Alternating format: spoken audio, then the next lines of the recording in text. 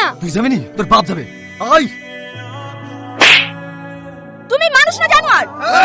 এই যে গুন্ডাদের নিয়ে মেয়েদের উপর নির্যাতন করে বেড়াও, তোমার লজ্জা লাগে না? বাড়িতে মা বোন নেই?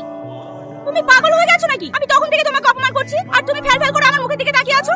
নির্লজ্জ বেহায়া কোথাকার। তোমরা কারা বাপ? তোমাদেরকে তো চিনতে পারলাম না।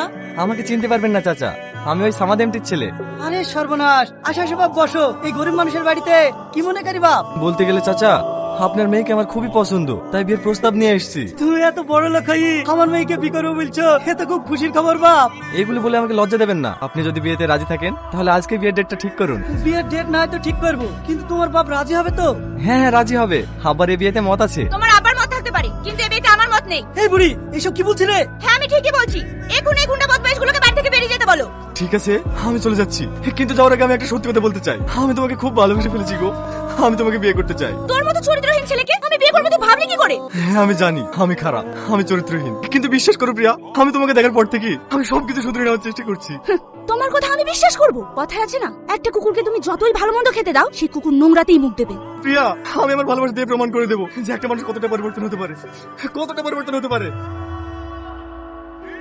জানিস পিয়া, আজকে যে কোশ্চেন এসেছিল সবই কমন, পরীক্ষাটা ভালোই হয়েছে। হে পিয়া, ওই যে দেখ, আজকেও বদমাইশ ছেলেটা দাঁড়িয়ে আছে। দাঁড়িয়ে থাক, চল। দাঁড়াও প্রিয়া, কি হলো? আজ তোমার পরীক্ষা কেমন হলো? খুব ভালো হয়েছে। আর কিছু? আজ তোমার শেষ পরীক্ষা তো, তাই তোমার জন্য একটা গিফট নিয়ে এসেছি, এই নাও।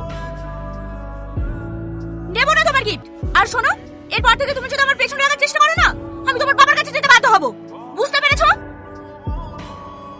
হ্যালো, কে? আমি আগুন বলছি। তুমি আমাকে ফোন করেছো কেন? আর তুমি আমার নাম্বার কোথায় পেলে? আজ দুদিন ধরে তোমাকে আমি দেখিনি, তোমাকে দেখার জন্য আমার মনটা খুব ছটফট করছে। তুমি প্লিজ একটু জানলার ধারে এসো না। এই জানোয়ার, তুই আমার বাড়ি পর্যন্ত চলে এসেছিস। তোর সঙ্গে আমি জীবনেও দেখা করব না।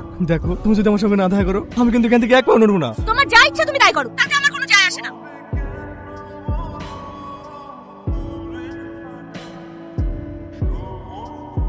ও এখনো আছে?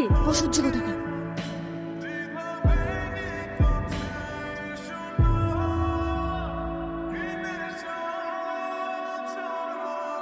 কি ব্যাপার, বাইরে বৃষ্টি হচ্ছে নাকি?